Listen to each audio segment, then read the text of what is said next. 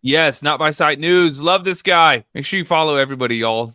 They're all tagged in the description on the YouTube channel. To keep you updated on the Mica Francis and John Paul Miller case.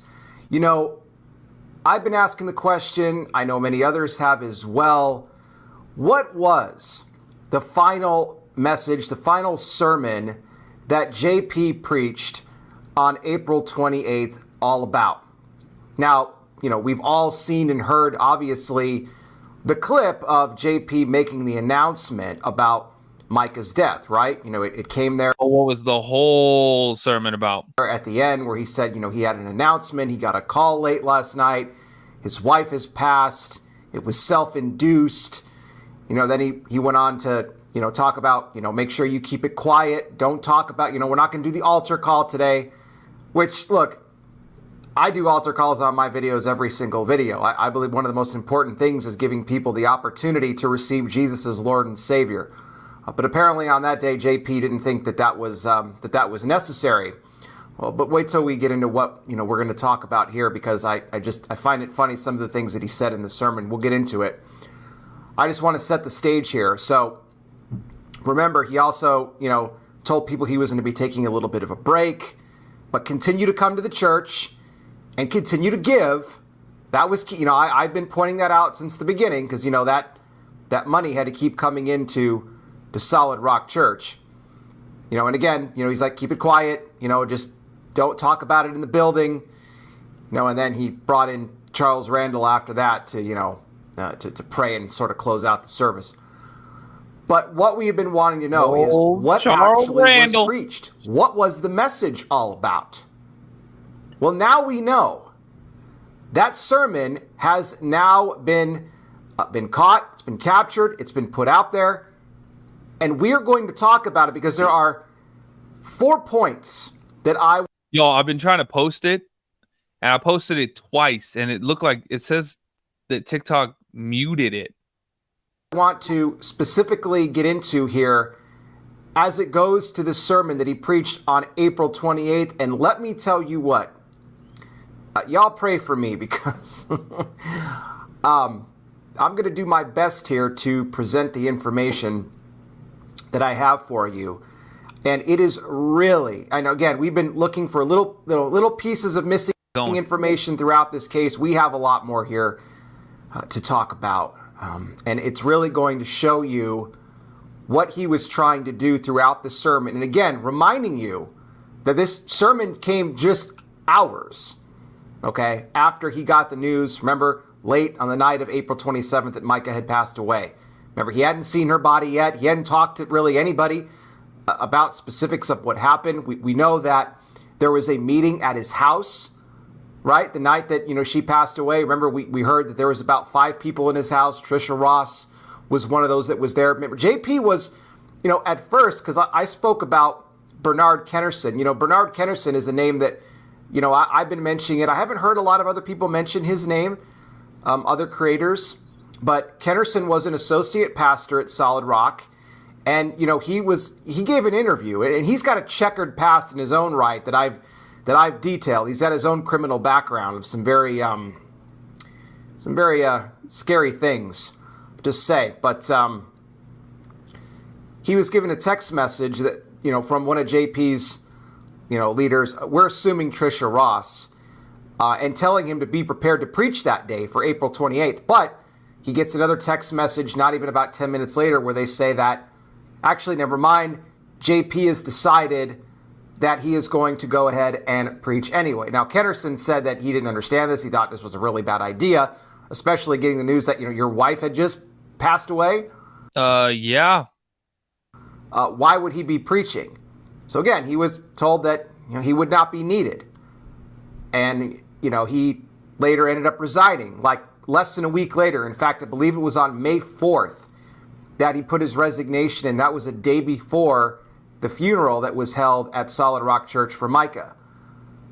So I say all that to set the stage for what we are going to get into here, and that is JP's April 28th sermon. But before we get into it, I got to welcome all of you to Not By Sight News. Yes, a blind Christian guy here reporting to you, reminding you as always that we walk by faith, not by sight.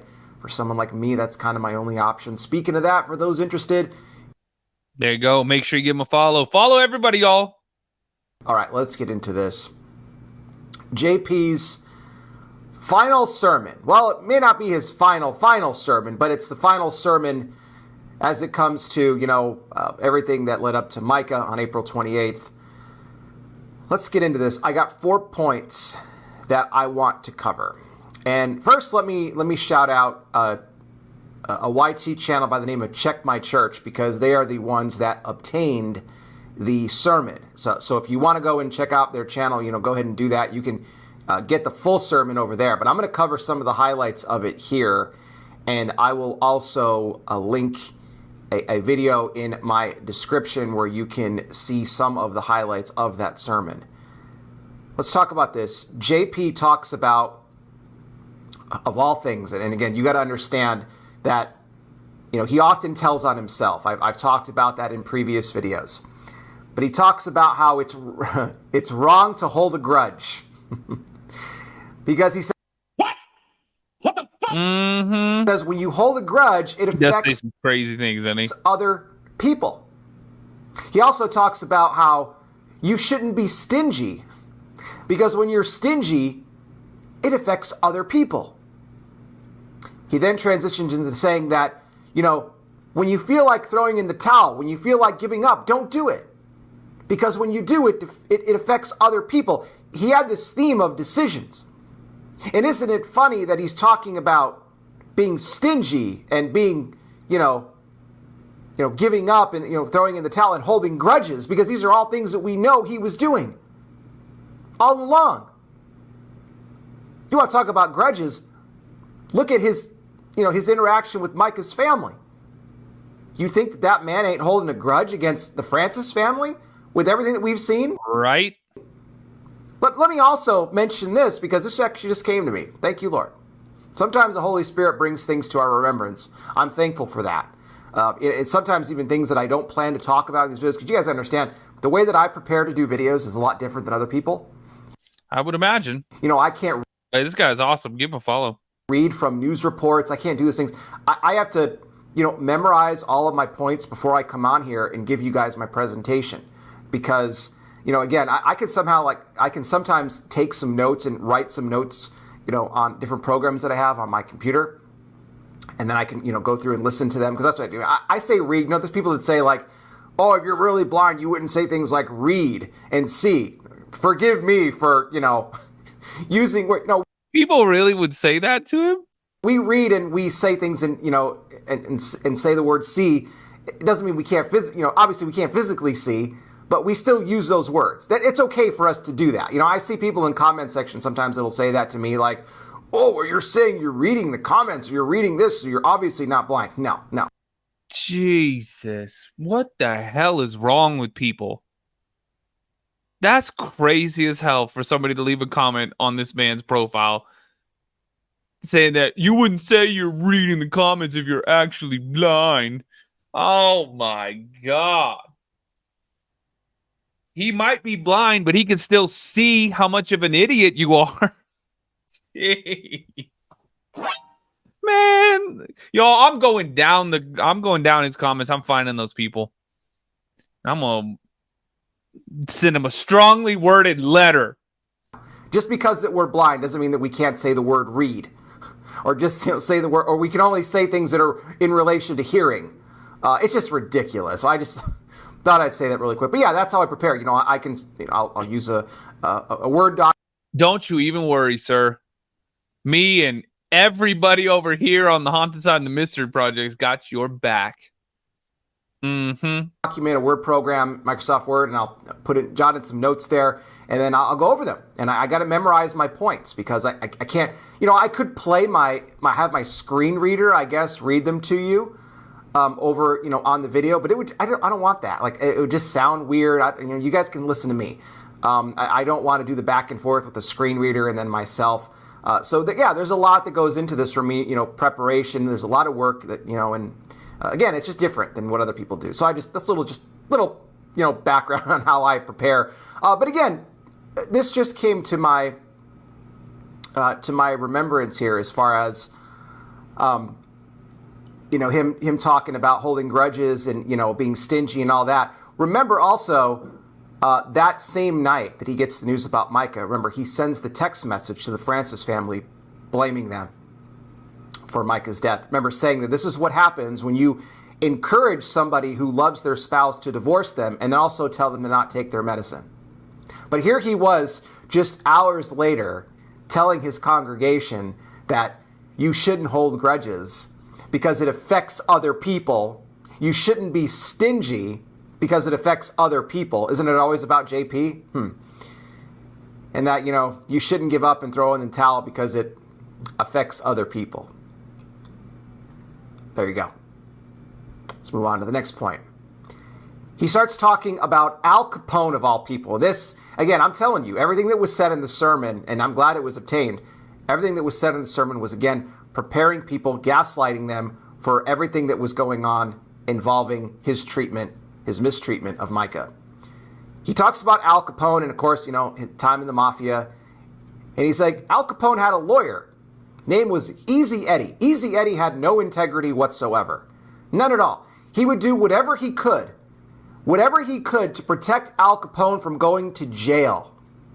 Didn't matter what lines he crossed, nothing like that at all. Again, no integrity whatsoever. And he was compensated very well for his work. And then JP said, I would love to have a lawyer like Easy Eddie. Oh, I'm sure he would. He's actually has several lawyers. If you look at the docket on some of the court filings, I think right now JP has 4 different lawyers, and they all specialize in different backgrounds, which is actually very interesting. One of them, I think, is even specializes in medical, which is that might play a role as far as trying to prove that Mica had the mental health issues. But here he was talking about, and again, he's kind of joking and laughing, but there's no sign at any point in the sermon that he's sad, that he's mourning what happened to Mica at all. No signs of nothing of grief. Nothing like that at all. He's talking about it and how he would love to have Al Capone's lawyer who had no integrity at all, who would do anything to keep Al Capone out of jail. Isn't that what JP's lawyers are doing right now? Doing everything they can to keep him out of jail? I don't know if it's going to work, but I do believe that they are going to do, and they're going to pull every string that they can to make sure this guy doesn't go to jail. So that was wild to me. Now the next point, this one right here. See, I keep saying like this is huge. This is all huge. All these points I'm covering. Lord help me. Amen, baby. Okay. He plays a voicemail from his grandmother. Oh, yeah. Oh, my God. When I heard this, I was like, you got to be kidding me. Oh, my God. During the sermon. You'll hear it in the clip. I'm putting the clip for you in the description. It's going to be from Robbie Harvey. Shout out to Robbie Harvey. He does great work. I like the guy a lot. And in the voicemail he plays from his grandmother.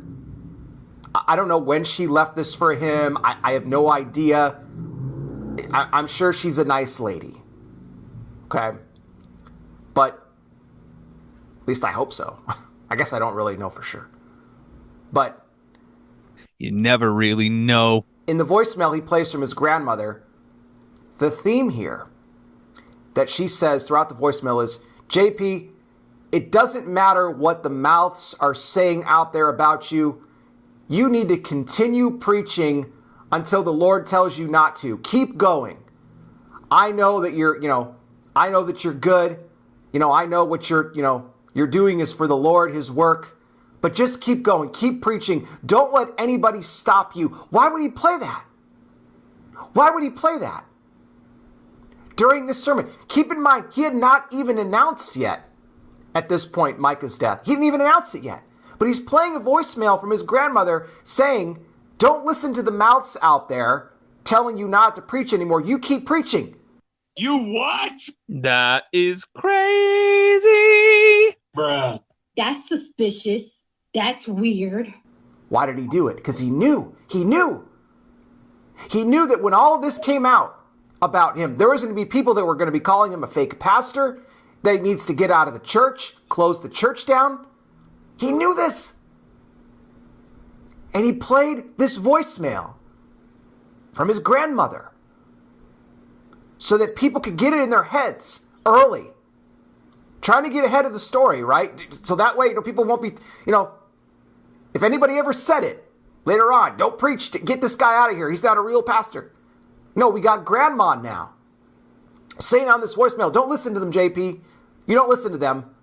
You keep going. You keep preaching. Unbelievable. How dare you? Unbelievable.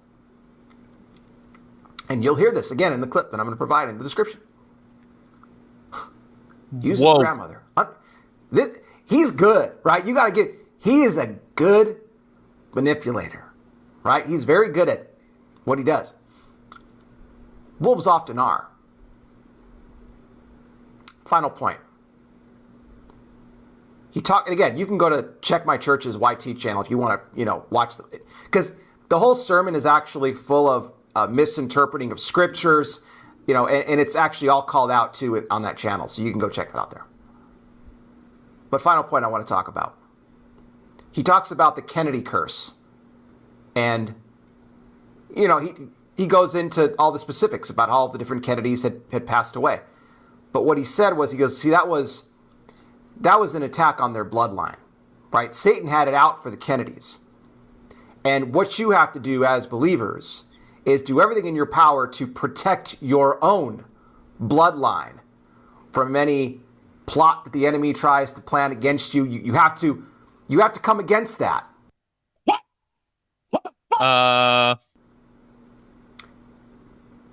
Do everything that it takes to protect that bloodline. So this entire sermon from April 20th, and again, this is all before he makes the announcement about Mica's death. This whole entire sermon was a gaslighting of what he was about to announce, about getting people ready, preparing them, manipulating them for the big announcement at the end of the service. Preparing the people. Was that Chad Daybell and Lori Vallow thing? Talking about not holding grudges, not being stingy, things that we know he already is. Talks about Al Capone's lawyer, Easy Eddie, man of no integrity, who did everything to keep Al Capone out of jail and was compensated very well for it. JP said he would love to have that lawyer on his side. The grandma's voicemail.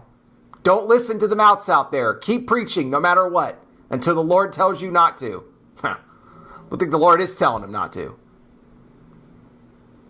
And then again, the Kennedy curse, talking about protecting the bloodline at all costs. All the while, the night before, sends that message to Mica's family, blaming them, but yet he's saying not to hold grudges. The devices that were planted on Mica's vehicle to track her, the slashing of the tires, all of it that we've talked about now for months. There you go. That's the sermon.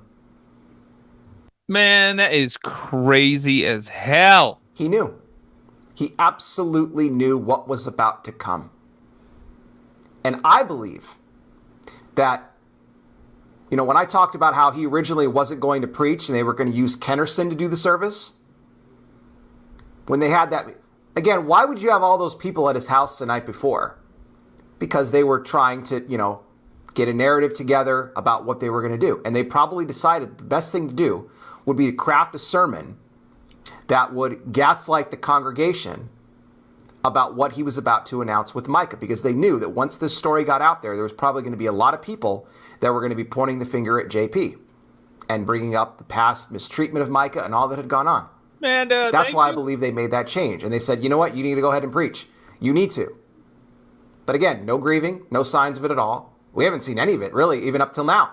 Remember, he was out at Solid Rock on June 30th, the whole sprinkler incident. And he had this, devilish grin on his face when people were chanting at him. You can't hide from the FBI. Blood is on your hands. Mica's blood is on your hands. So that's what I believe. That's my opinion. They got together. They said, look, we got to do something. Maybe they told him not to preach. Maybe they did. Trisha Ross and maybe some of them said, you probably shouldn't. But then he probably thought that if I don't put a narrative out here, then we're going to be in some major trouble. But now this sermon is out. And, well. And apparently I can't play it for y'all because it gets muted. I did 2 videos. And they both got muted. They changed one audio to like some crazy thing I never heard of.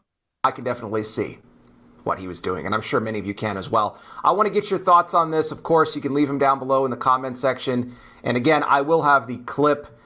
You can go check that out. I will link it in the description. You can watch some of those clips if you would like to. Thank you guys again for choosing me as your coverage in this story as we continue to put the pieces together in just this terrible tragedy. Again, justice for Mica, Mica's law. Pray that gets passed so that it can help others not have to experience what she did.